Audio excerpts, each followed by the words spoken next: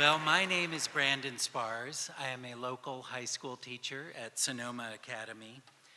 I am also one who loves to tell stories, and I am very, very honored to be your host tonight here at Thicker Than Smoke.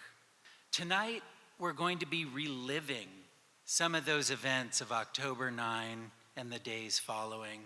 And I think it's useful to pause for a moment and ask why we would want to do this. 10 months have passed.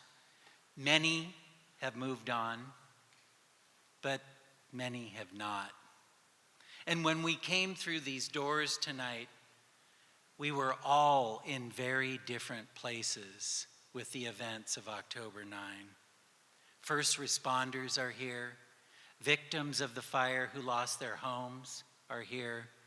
And people who didn't lose their homes are here. Tonight, together in this beautiful hall, we're going to sit in solidarity with one another. We're going to listen to one another. We may laugh a little. We may cry a little. But our effort is to heal together. My story kind of starts on a Sunday. Earlier in the day, the weather was erratic. I told my wife and my boys, hey, let's get into what we get into in case, power lines go down, that kind of thing. My boys know what to do, my wife knew what to do, and that was that. And my wife came in and shook me and said, wake up, there's fire outside.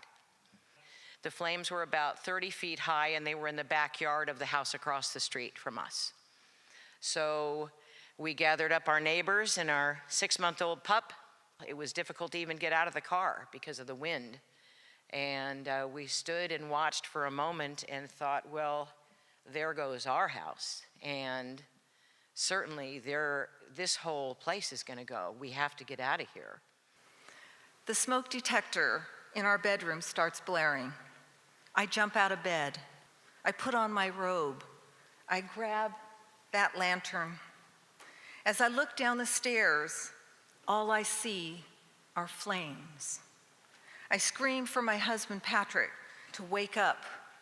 We race downstairs and open the front door. Everything is on fire. Our porch, the trees, our garage. At first, I thought it was just our home that was burning. I expect to hear sirens and to see a fire engine, but there are none. About 10:15, I received a phone call from a lieutenant in our department. He said, Tom, there's some fires that are happening up in Napa. It sounds like they're starting to deploy some firefighters in that direction. You probably should start heading in. I went out onto our front deck and saw a wall of orange flame coming toward us. Our daughters had just arrived from England the night before for a 3-week vacation. And I walked into their rooms and I woke them up and I told them that we had to leave. So we walk out of the command center, which is on the north side of the hospital, and we open the side doors and a whole bunch of smoke blows in because the trailer park is on fire next to our hospital. We can see the flames, we can hear the explosions. And we decided we need to move the command center. And from that hall, Josh and I began to plan the evacuation of the hospital, telling people what to do, asking the ED doctors to put patients in their cars that didn't need to be in the hospital and drive them home, and employees are driving patients home. But at the same time, we had a ton of sick people left in the hospital. And so we started hitting as many doors and houses and driveways as we could find. And it was a horrid experience to be in that situation and be driving down a 2-lane county road and take a driveway, and it's black, and it looks like you're good, and you turn the corner and it's a wall of flame, and you couldn't see it 30 feet around the bend. And now we're having to back our car up in the dark, in the smoke, to get out of there. On the other side of the field, there was a group of fathers. And I think they felt like AC, they weren't going down without a fight. About 12 of them, all with weed eaters, taking out the farmer's field, basically. It was dry and it was hot, and of course Kashi said they're gonna catch the field on fire. He marched across the field and he started yelling at them, and then they started yelling at him. And when he came back, he said, "You're not gonna believe what their plan is. They're going to burn the field. A back burn." I immediately panicked, jumping out of bed and scrambling to get ready to leave. I grabbed my school bag, which I pre-packed the night before, in a smaller bag, and put a few other items of clothing in it. I'm wearing the clothes I left my house with right now. My parents, always the ones to think ahead in every way possible, thought to open the garage so we could get our cars out even if the power died, which it eventually did. I checked my phone for the first time that night and scrolled confused through the questions of, "Are you okay?" or "Please text me back." I found one from my friend who lived up the street and became even more worried when I read what she had said. "Jen, have you left yet? We left an hour ago." Everything seemed to get quicker, and I ran around the house grabbing my cat and putting her in her carrier while asking my parents when we were leaving. I grew so frustrated that I seemed to be the only one who was worried at all about what was happening outside, though I'm sure now that I wasn't the only one. And I call Claire's cell phone, only it's my daughter Sophie, my 15-year-old daughter, and she's the one who answers the phone. And she's just screaming. That's all she's doing is screaming. And I'm trying to tell her that she's gonna be okay, but this is the worst 30 or 60 seconds for me for the whole night, because she's screaming and I'm telling her she's gonna be okay, but I'm scared as hell she's not gonna be okay. And there's nothing I can do standing right there. And I'm driving and I'm shouting at him, I'm driving, and I'm on the driveway and then down the hill, and there's a big branch in the road, and I just ka-thunk over it, and then the fire is on both sides of the road, and the smoke is so thick, and it's not like fog. You can't see through it. It's heavy and it's dense, and I was just driving blind through it, and then boom, out, down to the bottom of the hill and into the neighborhood, and it was just chaos down there. And there were firefighters and police officers, and people were just pouring out of their homes. And I just was driving, and Josh, I could hear him saying, "Just come to the hospital, just come to the hospital." Then boom, we were on the main road.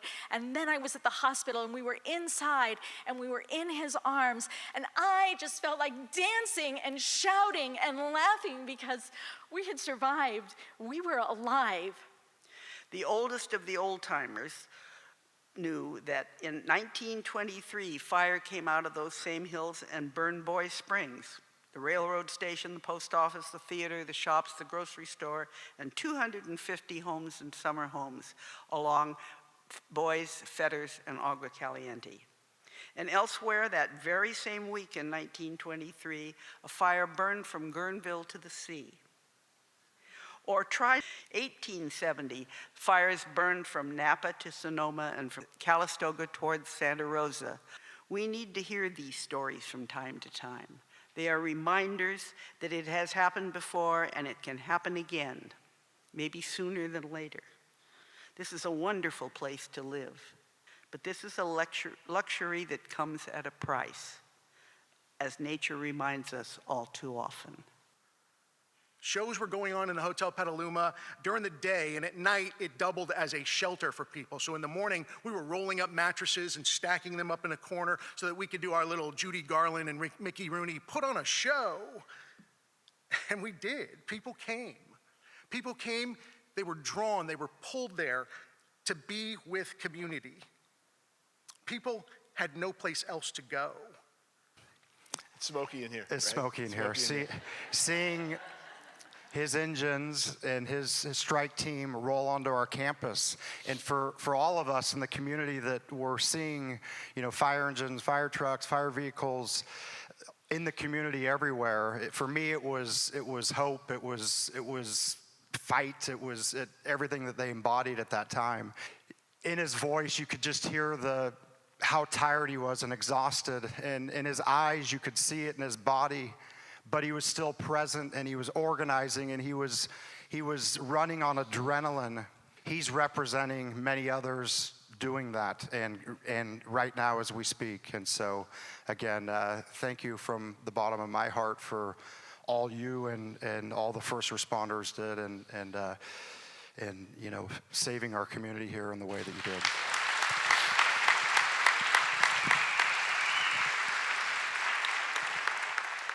I knew we were in recovery mode about 3.5 weeks after the fires, after my, I don't know how, maybe 200th daily briefing with Sheriff Rob Giordano. And I really felt like maybe we were at the point where a little bit of levity would be okay. We had gotten to that point. And so, unbeknownst to him, at the end of our conversation, I very casually asked him, so, Rob, who's going to play in the movie? You've seen Rob Giordano, right? He didn't skip a beat. He said, Vin Diesel. And I said, Vin Diesel, honey, I know you got a gun, but that boy's got guns. So you're going to have to get yourself to the gym if you want Vin Diesel to play you.